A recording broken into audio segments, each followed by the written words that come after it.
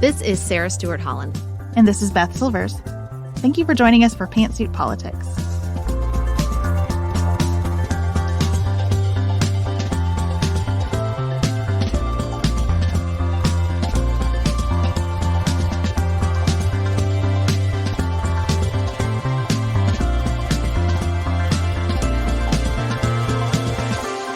We're so glad you're here with us. Today, we're going to talk about the Supreme Court and abortion. We have both read and processed the New York Times investigation into the overturning of Roe v. Wade. So we're going to spend some time on that and how that decision is still playing out in the lives of women across America. Outside of politics, we're going to talk about football and how we're all watching a whole lot of it.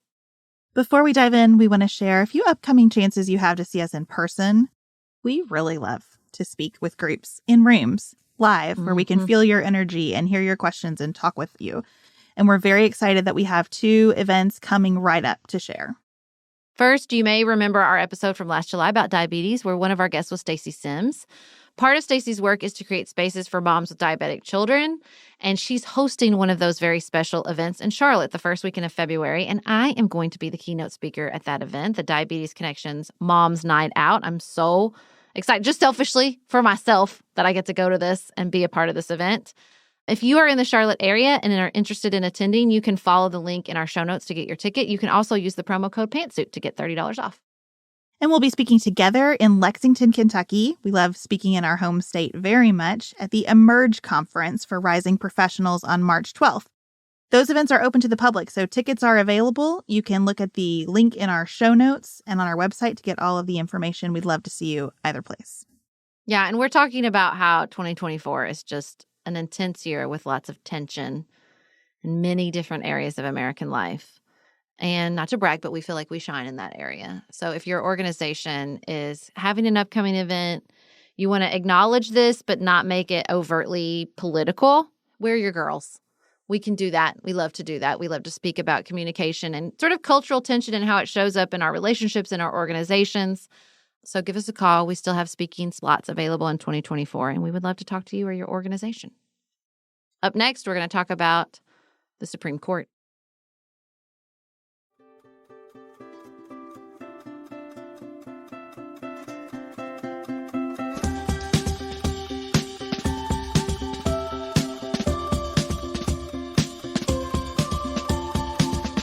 As we begin this conversation, we want to let you know that because the legal system is grappling with what medical necessity for abortion requires and means, we will be discussing pregnancy loss, grief, some of the physical pain and emotional pain surrounding pregnancy loss, and we want to make sure that we tell you so that you can take care as you need to. In mid-December, the New York Times released an investigation into the overturning of Roe v. Wade. It was a long, comprehensive piece written by Jodi Kantor and Adam Liptak. Beth, it showed up in both of our inboxes, and we just thought, well, we can't do this right now. We will wait for the new year to tackle this novella on what actually happened at the Supreme Court while they were overturning Roe v. Wade. This is happening to me more and more as I get older. The curtains close in my brain. All these stories about airplane problems, the curtains close in my brain. I cannot fully take that in. I cannot get into the details of them. I try. I stare at the words, but my brain draws the curtains. And that happened when I saw this piece. I thought, I know I want to read this, but my body will just not accept it until January. So when January rolled around, I read it. Well, and I'm really using my print New York Times for these pieces. It's very helpful. I'll see something. I'm like, I'm sitting at my desk. I'm task switching. This is not the moment for me to sit down and curl up with my fury and righteous anger at the Supreme Court. But when they show up in the print edition, just reading it on print is a lot easier. And it gives me some time to like prepare myself. And then I'm ready to sit down and focus because this was a long piece. It was about Ruth Bader Ginsburg's death. It was about their decision to hear this case and then their decision to not announce that they were hearing this case. It was about the writing of the opinion. It was a lot about Sam Alito and sort of the machinations of the moderates on the court. There was just a lot in there. And I don't even really know where to start with how we want to break down what was in there. I mean, when you sat down and read it, where did you start and where did you end? Just emotionally with the court. Well, I mentioned this a little bit on our last episode. I started hot because they started hot. Like the second paragraph is Neil Gorsuch responding to the 90-plus page draft in less than 10 minutes saying he's good to sign on, no changes. And that infuriated me in such a visceral way. By the end of the piece, I found myself calmer thinking about how we don't have this reporting for every major decision of the Supreme Court since its creation. And a lot of the procedural machinations sound shocking, but I don't know what I don't know, and I've never worked at the Supreme Court. And so I tried to kind of pull myself back from just hot to a place of greater acceptance. And I have relied a lot in my acceptance on something that I've learned from you. I think it is so clarifying and helpful when you will say in kind of a neutral way, well, this is an extreme position relative to the populace. And neutral because I know that I hold some extreme positions relative to the populace. Like it's not necessarily a positive or negative. It's just true. And so I keep trying to take deep breaths with this court and say, look, the majority of this court has an extreme position on abortion relative to the populace. And they've told us in every way they possibly can. And I believe they're going to continue to tell us in every way they possibly can. And the public is pushing back against that hard. And we didn't get here overnight, and we're not going to get out of it overnight. What about you? How did you take it in? Oh, I started hot. I'm still hot. I'm going to stay hot. I think two things to what you said. I think everything you said is fair. To the point of we don't know what we don't know. What lends me to believe that this was an exceptional moment on the court is that people talked. That so many people talked, even anonymously to the New York Times, to me says everybody was looking at this going, whoa. And what I think I learned, big picture over the course of this piece, is that we saw them, shred the idea of precedent, but they were shredding procedure at every moment, every little decision along the way. They knew what they were doing. They decided to do it anyway. They knew they were shredding procedure up until the point that Amy Coney Barrett said, I don't think I want to do this right now, and changed her mind about hearing the case to begin with because she was new enough to get spooked at all this shredding of procedure. But Sam Alito didn't care. He didn't care. Neither did Clarence Thomas. And to me, at the point about they've told us, I think why I started hot and stayed hot, one moment that really just infuriated me is no, they didn't. They lied. They stood before United States senators and said, no, we respect precedent. We will respect precedent. But that was a lie. And Sam Alito knew it was a lie when he said it. And he worked to that end the whole time he was on the court. He took his moment when he could take it. And it's infuriating. It's infuriating to read that they knew they were going to hear the case, but they didn't want to announce it just because they didn't want to make people mad, basically. And the moment when the case gets leaked, it felt like such a shocking departure from precedent. But I think this reporting shows they were doing that at every step of the way. That was just one more manifestation of the ways in which they had decided. This super conservative majority, I think probably led mainly by Alito and Thomas, who'd been on the court longer, to just keep going down that path. I read this piece and thought it was Sam Alito who leaked that decision. I don't know how you felt after reading it, but I was like, I think that's what Jodi Kantor and Adam Liptak are telling us, and not telling us, which is the only people the investigation couldn't investigate were the justices themselves. They didn't reach a conclusion because it was a justice that leaked it. Well, this locked in the opinion, so who would leak it? Let me think a minute. I believe that we will eventually know who leaked it. Yep. And I believe it will have been a justice. I think that if anyone who is not called justice in that building had done this, we would know by now. I really do believe that.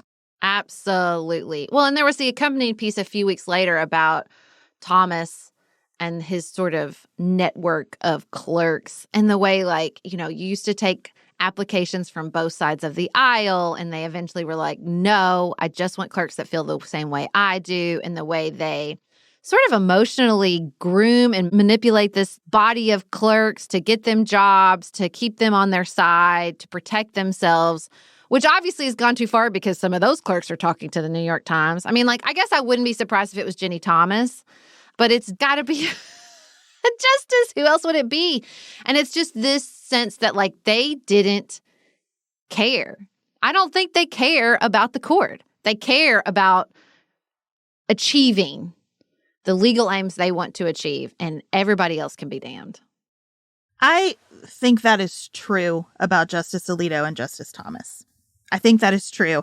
I want to argue that point. There's something in me that wants to say no.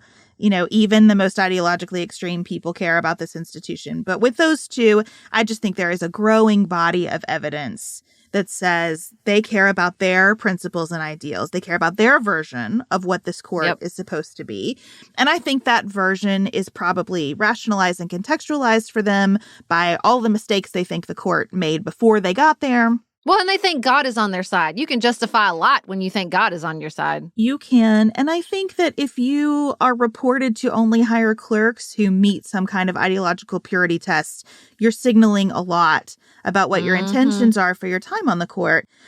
I would think that if you are going to the Supreme Court and just having any perspective on what your body of work there is going to mean and how it's going to be reviewed over hundreds of years, you would want to hire the smartest people you possibly can who are the most different from you and each other, right? So that you're really fighting every one of these out and getting to the clearest, best distillation of legal work that you can do. And it's just so obvious that that is not the goal for these justices. Even what they articulate in the decision themselves, like, we're sending this back to the state so we don't have to make decisions about abortion, except for here we are, back again, making decisions about abortion. We're going to talk about mifepristone. We're going to talk about Idaho's strict ban. I'm like, did you even believe this when you wrote it? Because you are either lying to yourself or not smart enough to see what was obvious to everybody else, that this was going to just create chaos everywhere. The parts of the decision where they basically ignore every woman on the court, they ignore the woman on their side, the only mother on the court who said this is a bad idea. It's just infuriating. Like, I read that, and then I read the stories of women across this country whose lives are either ending or being turned upside down. And to read those side by side with the just clear, not only disregard, but disdain for the people who will be affected by this is enough to just, I don't even have words. I don't have words for the fury I feel for these men. With respect to Alito and Thomas in particular, I also believe that they are so extreme on this issue that they will not be satisfied with the states deciding. Oh, no. And so that's part of why I'm trying to sort of condition myself for the long road ahead. Mm-hmm. As we know well in Kentucky, it is not enough to just defeat extreme anti-abortion measures. You have to build a new framework for this area of law. And you have to do that against the odds of your state legislatures sometimes and constitutional law. And I think that the federal courts will become an impediment to trying to create that new framework as well. And I hate that, but I think that's where we are. And it's important to be clear-eyed about it. Well, and it's just so maddening. Because when this decision came down, you and I sat here and I had conversations on Facebook because I was so angry. I didn't know what else to do. I understand that's a bad application of my anger and time, but when you feel powerless, often, social media debate gives you a sense of something. And I just remember so many people saying like, well, it won't. If your life's at risk, you'll be okay. Or, the people who are just claiming that women experiencing spontaneous abortions will face criminal charges. That's radical. That's ludicrous. But that is exactly what is happening. I just want to pause here and define spontaneous abortion. That is a pregnancy loss that occurs before 20 weeks of gestation. It's something that happens in 10 to 15% of confirmed pregnancies. And over 80% of those spontaneous abortions occur in the first trimester. There is a woman in Ohio, Brittany Watts, 34 years old. She experienced spontaneous abortion She flushed the remains of her fetus down the toilet, and she is now in jail, being charged with felony abuse of a corpse. And I want to scream into the void. Like, see, this is, you said this was ludicrous. And it definitely feels like to me, I don't know if it feels like to you, like the medical exceptions, this feels like the first play. Like, this is what we're going to have to battle about first, is the medical exception. We had Kate Cox. We have women joining this case in Tennessee, lots of women who had just excruciating complications. There's a woman I read about, Katie DeLong, who was sent home with pads instead of medical abortion pills, came back with the fetus almost entirely stuck in her vaginal canal and facing serious risk of sepsis. You read these stories. ABC did a big thing on 18 women who couldn't get the care they needed. Their lives were put at risk. Their fertility was put at risk. And you just realize that, like, the medical exception is a joke. It's a joke. It's a trap for medical professionals, right? So this Idaho case that the court has agreed to take, I think, puts this in really clear relief. The state of Iowa has a ban on abortion. It does not allow for abortion care in the state of emergency, except if the life of the mother is at risk. Well, what does that mean? The Biden administration challenged Idaho's law and said it conflicts with federal law. We have a federal statute saying that emergency room professionals are to do what needs to be done to stabilize patients in cases of emergency. And the Biden administration says that law preempts Idaho's law that says you cannot perform an abortion. And so what is the difference between a medical emergency requiring stabilization under federal law and the life of the mother being at risk such that an exception to Idaho's ban on abortion would apply? I'm not a medical professional. I have no idea, but I know enough about the law to know that if you got a bunch of medical professionals in the room, there would be disagreement among them about what their duties are in light of those two laws. And I think reasonably so. And I think courts are particularly bad at figuring those kinds of things out. The application of what they've said in the courtroom to what people face in an emergency room where you don't have the luxury of time to call 5 different lawyers and say, what do you think's going to happen if I do this? To me, to this patient, to this hospital, what's going to happen now? This is the kind of disaster that people have warned about in the wake of the Dobbs decision. Well, and here's the thing. If you can't get stabilizing care in an emergency room, that's the lowest bar. You know where you don't want to be as a pregnant patient? In the emergency room. There's a long piece in the New Yorker about a woman, Yenny Glick. She was an undocumented, uninsured woman. She struggled with hypertension and diabetes. She gets pregnant with a wanted pregnancy, but the hospital in her town has no OBGYN unit, has no care for pregnant women. And the first really impactful part of the story is the emergency room talks about, since the legislation passed in Texas, how they're delivering more and more babies at this completely ill-equipped, unprepared emergency room. They were previously dealing with, like, somebody rolling in at 5 centimeters or a miscarriage a couple times a month. Now they're dealing with very complicated, very dangerous pregnancies and deliveries.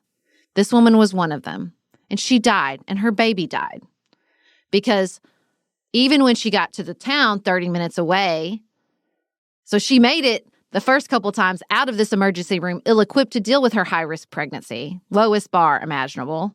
She makes it 30 minutes away to the town nearby, where in any other state that allowed abortion, a medical team would have advised her to end the pregnancy because of her hypertension and other risk factors. Her body was ill-equipped to handle this pregnancy. It increases your blood flow if you have problems with hypertension and diabetes.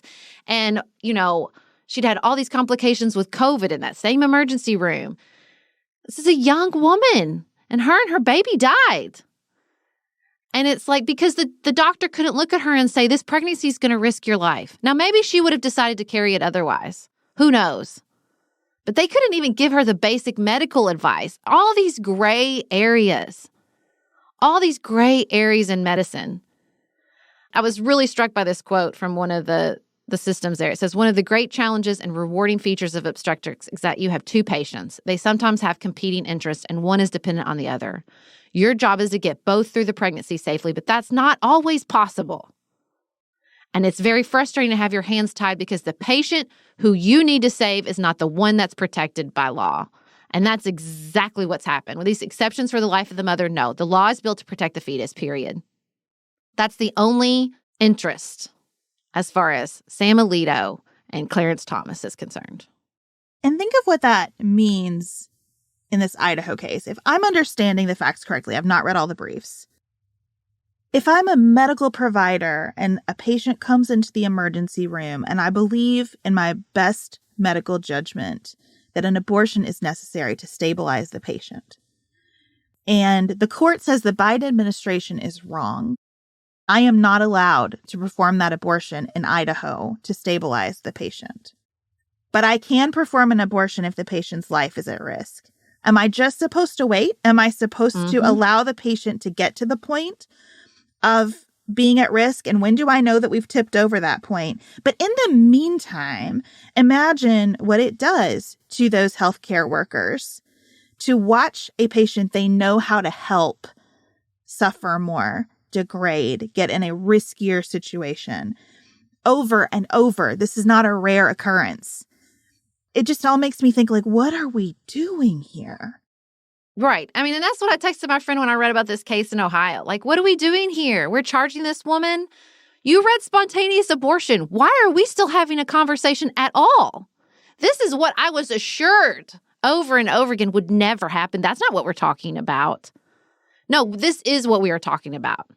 Because the medical exception of the life of the mother is a lie, because people who hold extreme positions on abortion believe that women should sacrifice their lives for the life of the baby. I know that to be true. And if you listen carefully, you can hear it over and over and over again. They think that is the admirable and ethical thing to do, is for the mother to sacrifice her life for the baby, period. That's what they believe, and that's what this law and so many of these laws are structured to perpetuate. That's the prioritization that they make, and they believe everyone else should make it as well. I can't imagine what it's like to be a doctor right now with that before you. Do no harm, except to wait till someone's in sepsis, to wait till they have a fetus rotting inside their vaginal canal. I'm sorry that I am being explicit, but why should the rest of us get to protect ourselves from this? Why the women and the medical professionals have to live with it? And I want to be careful because I read this morning that as the Eurasia Group was putting together its top global risks for 2024, the number one global risk was America versus America. That's a bad place that we're in. I do not want to make it worse. And I really struggle, even on the ethical side, the more I think about this issue. Because when you say, well, we're only talking about existing life and potential life, and we believe that the pure and ethical thing is for existing life to sacrifice itself for potential life, what sense do you have of our relationships to one another? Every existing life is caring for other people. Maybe other children, maybe aging parents, maybe friends, maybe the person down the hallway who needs you to get their groceries because they can't do it themselves. I mean, the potential life matters because we know that lives matter, that we are all part of this web of relationships with one another. And the law, I've said this a million times, is such a blunt instrument in this arena. And we wouldn't want to be evaluating anyway whose connections are deep enough to merit this being the time that we don't expect the existing life to be sacrificed for the potential life. I'm having a hard time getting it. The deeper we go into this, the more of these stories come out. I'm sad that it's taken me this long in my life, that I've had to hear this many stories to get it. But more and more, I think, what if I got pregnant today? I'm going to be 43 in March. I would have risks associated with that. And I'm in a state and surrounded by states where the care that's available to me is limited. I just struggle with thinking that the vast majority of people would say, well, if it doesn't work out, better for you to try than for your 2 existing children to have a mom. Better for you to try than for your husband to have a wife. Better for you to try than for your parents to have a daughter. I struggle. I struggle believing that's what we intend. And so I try to walk back to, okay, the summary is there are people who have an extreme position on abortion, and they do. And I'm not going to change that. And then the courts are not going to change that. The courts are not going to change that because some of those people are on the courts. And they have a majority on the Supreme Court right now. So what's next? What's the path forward?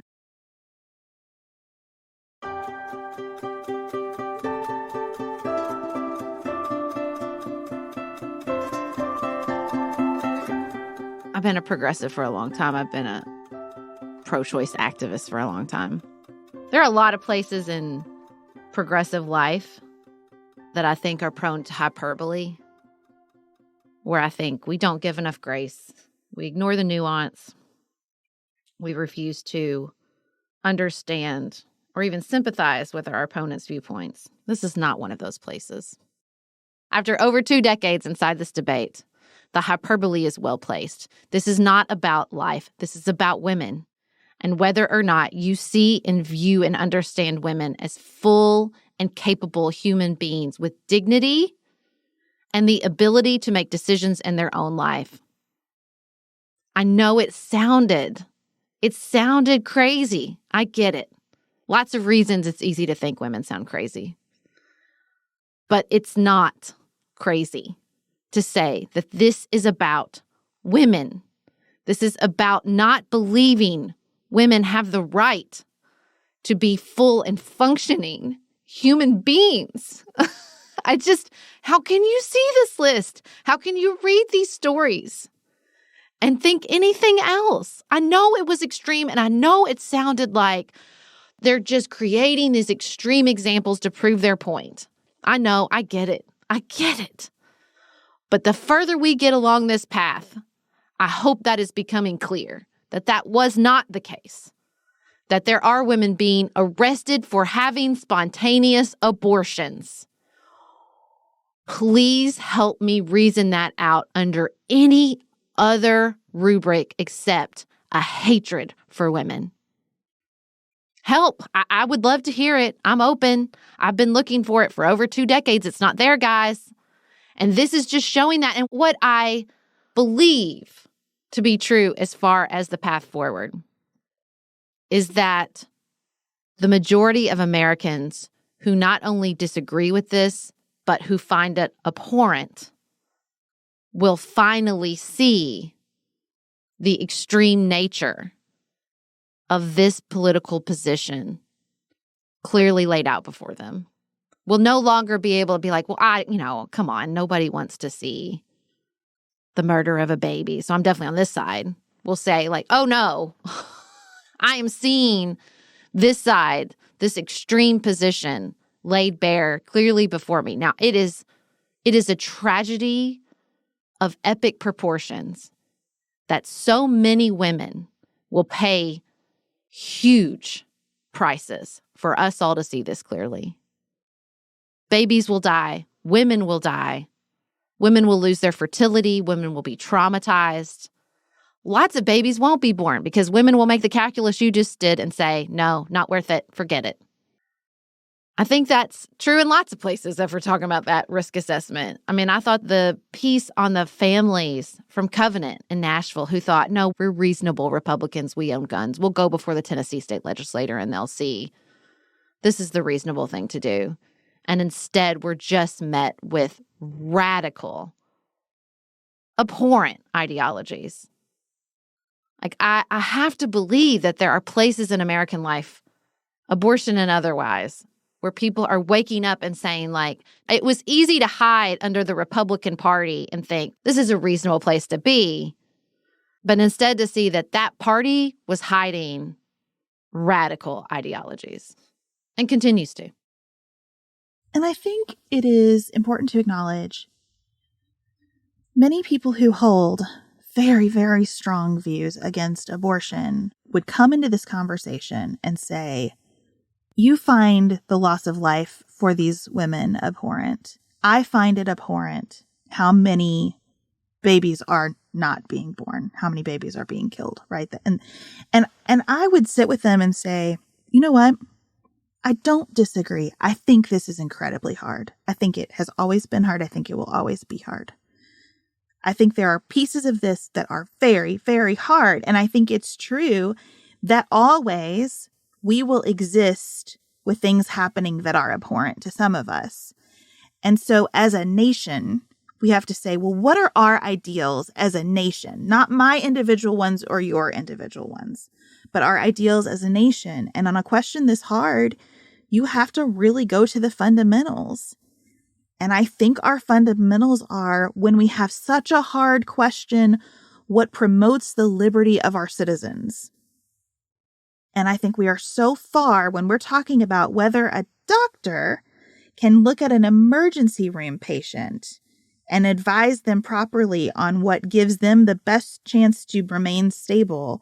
We're not promoting our liberty when the court system has taken us this far into people's decision making. Well, and I've talked about this on the show before. As a person who had to wait for medical care, for no one's fault, no one's legislative purposes, just doctor scheduling, had to wait for medical care with a fetus that had died inside my own body for a weekend. The prison that is, the prison to be stuck in your own body in that way, knowing that someone can help you and they won't or they can't. I cannot fully describe what a very specific kind of torture that is. A very, very specific, traumatic type of torture, to be stuck, trapped, at risk in your own body. In your own body. It's still her body. I don't know how to say that any more clearly. It's still her body. It didn't stop being her body. How can we not see that? Life, liberty, and the pursuit of happiness. It's her body. It's her beating heart and her lungs and her kidneys and her liver and her everything. Her being at risk, even with wanted pregnancies. And I think that I'm so spun up about it because I think it's going to get worse before it gets better. We're going to hear more of these stories. They're going to get worse. And because we're not just talking about government principles or legislative ideas or constitutional problems. We're talking about people who think they have God on their side. And it's just so scary. And I know that's not a very uplifting, hopeful note. But I think that there's going to be a lot more visceral facing of the horror surrounding these situations before we can have some sort of breakthrough. I think that's right. The point that I just want to emphasize as we think about the path forward is that we don't get to fix this in one fell swoop. Like in Kentucky, we defeated this amendment that tried to keep the courts from finding an exception or any judicial review of Kentucky's ban on abortion. And we resoundingly defeated that amendment. But our court took the case and declined to chip away at our extremist law on the books in Kentucky. And our legislature shows some signs, but few, of opening any doors for exceptions. We have some people working on exceptions for the life of the mother. But again, that's an exception that then will have to be litigated and fought over. And it will matter who you elect to be your state representative. It will matter who becomes your attorney general. Every election is going to touch on this in some way for quite a long time. And I hate that this issue is just going to continue to permeate through American civic life this way. But that's where we find ourselves. And it's what we've chosen in many respects. So I think I just got to own that and stay present to it. I do want to say that I think this piece that we started with illustrates a lot about the people on the court. It illustrates a lot about the reality of abortion or a lack of abortion care in America. But I think it also illustrates one more time that it's just a messed up structure we have in our Supreme Court. I thought one of the most affecting parts was talking about how much hung on whether or not Ruth Bader Ginsburg could live a few more months. That's not what we want. It's not what any other advanced democracy has, where we're hanging so much on the health of one very elderly person or their decision to retire or not, where in a country of 330 million people, you can have just two extremists get up there and affect the lives of hundreds of thousands of women. It's not a good system, and I would like to reform it. That's where I'm even more firm on that point after reading this piece. I agree with you in that there are dimensions of the court that I think could be vastly improved. And I think we have 2 people on the court who do not care about it. I think the other 7 do. They'll reach very different conclusions than I would many times. But I am only past the point of any optimism with Justices Alito and Justice Thomas. I have some real upset with the others, but those are the 2 that I am just, I find irredeemable. I was coming around on Gorsuch, but I changed my mind. I'm back at the start with that one, just so you know. He's a tough one. I struggle with the level of critique of the court because I believe the court system is essential. And we are in a year where the court is going to be pivotal in our civic life in ways that are even more dramatic, if that's possible, than the past couple of years. And continuing to aspire to what the court is supposed to be feels extremely important to me. And as bad as the structure that we currently have, 9 people for a country this large and issues this consequential, countries that don't have it are in a world of hurt. And so I try to hold both of those things at once, that I am grateful for this institution, even as I am mad at it. And I understand that what these people are asked to do, these 9 individuals are asked to do, is too much for 9 individuals to be asked. And I also think that we have 2 who are unworthy of sitting in this spot for lots of reasons that are now being constantly discussed, and the body of reporting around them continues to grow. We are definitely not done discussing this court around abortion or any other issues in 2024. We know you aren't either. We'd love to hear from you. We'll continue to talk about this and look forward to hearing from you in email or on social media. Up next, we're going to talk about football, watching football. We're going to talk about watching football.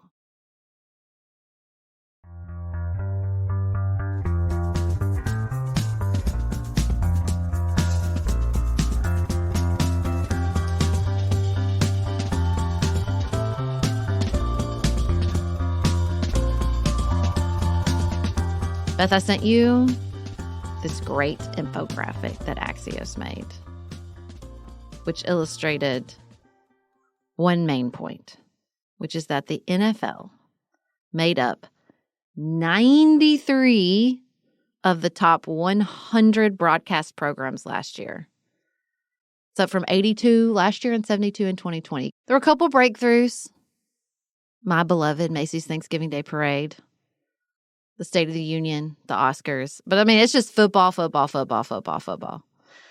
there are 2 things about this that I want to talk about. One is this sort of the case of the article, which is there are so few shared viewing experiences among Americans. And now almost all of them are football. There's a great quote where one of the industry experts was like, when so much of the industry thinking is designed by risk aversion, the second best thing you can do is make money. The first best thing you can do is not lose money. And they know they're not going to lose money on football, as opposed to spending a lot of money on a pilot or a television show or whatever. So I want to talk about that, but I think the second question is, what do we think it means that this is the shared viewing experience? That it's this particular game. It's not like we don't have other sports in America, but this very aggressive, very violent game is the only thing we're all coming together to watch all the time. I'm just going to be honest with you. I don't think it sounds great. I don't love it. I went on a little journey with football along with the rest of America last year which culminated in me going to an NFL game in Nashville. And I ended where I started, which is I don't love football. I think it's violent. I think it's hard on the people playing it. And I don't love it. I don't love it. I don't love that this is what we're all watching together all the time. Well, a couple of years ago, I would have been in total agreement with you. And there are still parts of it that I am really troubled by. And also, I have come to a greater place of acceptance that I'll be troubled by things in the world and they will still exist and have redeemable qualities. So I went to 4 NFL games this year. Chad and I share a season ticket license with another couple. So we split the season. I only go, as Chad likes to say, when it is above 50 degrees and sunny. I will not go if I'm going to get wet or be cold. I don't like football enough to be miserable watching it. But I do enjoy going to the games. The spectacle, I think, is really interesting. I love spending that time with him. And I've watched just a lot more football on TV this year than I have in past years. I think there are a bunch of reasons for that. I think the biggest one is that I don't have to make any decisions. Football has an element of scarcity that is greater even than other sports. You know, we get Reds tickets, a share of Reds tickets. There are 80 baseball games in a Reds season. That's too many games, you know. But the football season is relatively compact. It is compact in terms of days of the week that you can watch football. It feels like it's all building to the playoffs and then the Super Bowl. There are fewer teams playing. And I think all of that scarcity just keeps it really confined. And so if it is Sunday, especially, it's just easy to be like, well, let's just watch football. It's on. It will be exciting. It's an interesting game. The NFL has been really strategic in making it more interesting by bringing in not just Taylor Swift, but, you know, a number of like side stories, get to know these people better. They didn't bring in Taylor Swift, but I get what you're saying. Don't perpetuate that conspiracy theory. Featuring that relationship. I mean, right. Listen, I'm not a conspiracy theorist. And I also know the NFL is interested in making more money by having more people watch football. And so finding that sweet spot of panning to somebody that famous is smart. And I think they're doing it. And I think they're refining what that sweet spot is. Not too much, not too little. But I think they have done a lot more kind of human interest work in their communities. Like individual teams have done that. I just think a lot of marketing and decision fatigue with the gazillion channels and too many options and the scarcity built into the football season and the NFL as a whole has contributed to this. That makes a lot of sense to me. I totally get that. And I do think there's a hunger just to watch things together. Everybody's viewership is up. Like Dick Clark's New Year's Rockin' Eve and the Macy's Thanksgiving Day Parade, their viewership was way up this year. So I think people want to watch things together. I just wish we had more options. Look, you know, even the Taylor Swift, Travis Kelce relationship, which I'm highly invested in, it doesn't make me watch him more on football. It makes me want him to quit. I'm like, let's wrap this up. Travis, you done yet, buddy? I'm ready for you to be done. I don't want to watch you get injured. That's what I hated about going to watch the game. People got hurt badly, very, very badly. I don't want to watch that. I don't want to participate in that. Not to mention the piece they came out with about how now it's just more and more poor states and poor communities fielding the football players that play on these teams because richer families with more resources know it's too dangerous of a game to put their child through. That's messed up, America. That's really messed up. So, it does make sense to me that, the decision fatigue, and yeah, it's easy and it's on. And, you know, there's, this aspect of excitement and all that makes sense. I just wish we had other options. I don't even care if they're sports. I just don't want them to be football. I think there is another reason that you're going to hate that contributes to this, and it is the gambling. Yes, I hate it. Fantasy football and sports betting, and now that sports betting online is legal in more and more states. I mean, when we watch games now, Chad doesn't just have a bet on who wins. He's got $5 on these 6 players all scoring more than this number of yards. We were laughing last night because we saw a commercial for the Summer Olympics. And I was like, Lord, Chad, you're going to be like, we got to watch the javelin now. Or the vault. I've got $50 on whether both of her feet hit the ground when she dismounts. No hop. I mean, he thinks it's really fun. And he texts other people who are all betting it. And I just think you talk about shared experience, the things that can happen around football, the tailgating, the food, the culture of watching football, the culture of betting on football. It's all there. Yeah, I hate the betting. If you have a child in college, particularly a son, I encourage you to check in because that is a growing problem because they target college boys with quote unquote free money that can then lead to very, very problematic behaviors. I hate the betting. I think it's addictive and therefore inherently risky for lots of segments of the population. Yeah, it makes me sad because I think, it's not that this is coming at the expense of like actual arts and entertainment. I mean, we did see a huge surge in people watching movies and people going to the movies and people watching shows, even like in the massive universe of streaming where you have to decide what you're going to watch. I mean, like the Golden Globes were on last night and you could see that like it was fun. The things that won, I had seen. What an exciting, exhilarating experience. I saw the winning movie at a dang theater. Wow, I love it. I love that for us in 2023. But I don't know the answer to this sort of broadcast situation, that there's still broadcast. It's a dying art form, except when we want it and we want to all watch something together. I wish we could find a show or something that we are all watching together. I mean, we all watched Succession together, and it was a delight. But we didn't all watch Succession together. Not even close to football numbers. I mean, here at Pantsuit Paula. Right. But, like, I was thinking, the Golden Globes, like, you watched those shows, and I watched some of them. But the thing about football is that it is on network television. And I think people are having real burnout. I am with the streaming services. Oh, yeah, for sure. And I think people are realizing like, oh, we're just paying for cable. They're advertising to me and I'm paying for it. And like, what is the point of any of this? I also feel like watching a sports event is totally different than the decision to watch TV.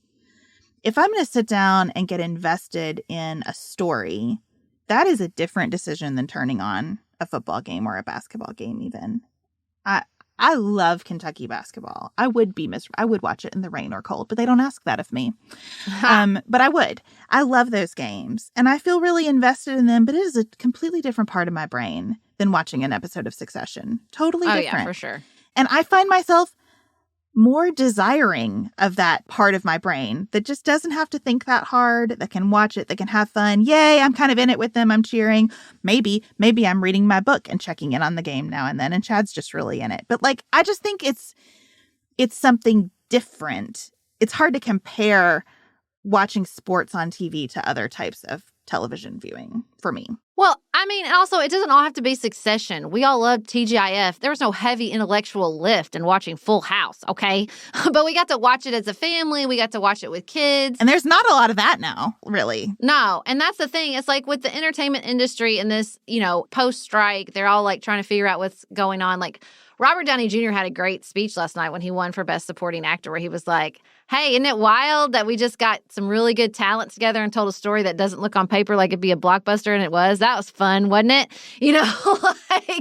I just think there's just an absence of imagination, because if all you're trying to do is avoid risk and make money, well, of course there's an absence of imagination. I think that's true. There was a great piece by Alyssa Wilkinson about Disney. Is Disney still our shared language? Well, Disney decided to just go big and make as much money and stop trying to create something special. They started trying to create the same thing over and over again so that they could minimize risk and make a lot of money.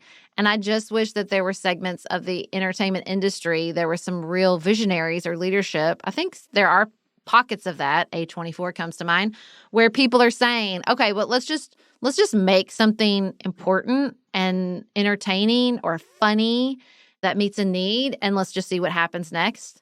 Because to me, like, just the proliferation of football says that, like, people still want to, like, gather and watch something together. Yes, I agree that watching sports is super different and there's a lot going on there. But I think there could be a place for that in other art forms or even other games. And I just think that football, it's also a bummer to me as a person who doesn't love football that we were, like, getting somewhere and having a real conversation about the cost. And it just feels like it's been silenced. Like, we've just all decided that this is where we're going to double down on this deeply, deeply problematic game.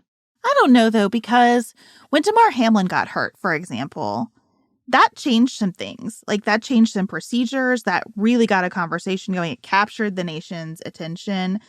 I think they are continuing to try to make the game safer. I also think a game where very strong, large men purposefully run into each other. They're not going to eliminate risk from that.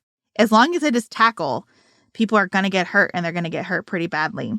And I would watch it. I think if it were just flag football, I'd probably enjoy it a lot more, but America's not there with me yet, and that's okay. What I do really admire about football, this is what I've come to love about football this year, is the throwing of the flags. I love throwing a flag. I love that they throw the flag and then they take a minute to figure out what went wrong there and what is the penalty. We're going to share it with everybody, and then we're going to get back to it. I just think that's a good model. I use those terms in my house a lot now. I call my children out for unnecessary roughness. They immediately understand what I'm saying and cut it out, and we move on. So I've taken a lot of good stuff from football. I agree with you wholeheartedly about Disney. I thought Wish was terrible. I saw the preview for that movie and I said, ain't no way I'm spending a dime of my money or a minute of my time watching what is clearly a piece of crap. I took just Ellen to see it. Even she really couldn't find her way into, I liked this. We had just seen Wonka, which we both loved. And she was like, I don't think this was as good as Wonka. She didn't want to be like, I hated this. Why'd you bring me? But we just didn't like it. And it was so plug and play. It just felt like, okay, these are the components that we take off the shelf to try to make a hit. Chad and I were watching football last night, and every commercial for television was like an emergency first responder show. It was fire, EMT, police, and a Law and Order commercial. I was like, Law and Order still. What are we doing? But he said, these are the shows that are being greenlit right now because, this person said, you don't want to lose money. And this is what we can sell. Y'all might have to lose money to make money, friends. I don't know what else to tell you. Well, hedge against this football money. You're making a lot of money on football. Can we, take some risks with that money for other projects? That's my ask. Agreed. I would love to see that. I would love to see some investment. Because, again, I understand that my position on football is radical, and that a lot of America's not going to get there with me. You are a football extremist. I am a football extremist, absolutely. And so that's fine. That's fine. I'm not trying to make it illegal. But, man, I don't want it to be 93 of the top 100 broadcasts. Can we just scale it back? Can we just get back to, I don't know, 70, 60 would be fantastic. I would just like to see some more emojis in this little infographic besides just a sad little turkey and an Oscar statue. I'm not going to be as mad about this one as you are. Of the things, I get it. I get why it's like this. And I'm glad we're watching something together. I'll take it here in 2024.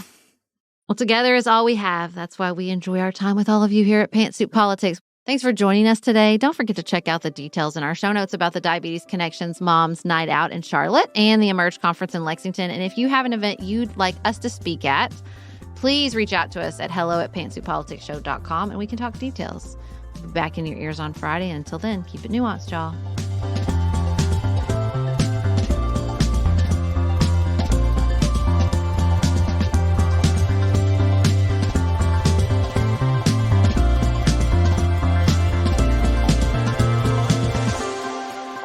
Pantsuit Politics is produced by Studio D Podcast Production. Elise Knapp is our managing director. Maggie Penton is our director of community engagement. Xander Singh is the composer of our theme music with inspiration from original work by Dante Lima. Our show is listener supported.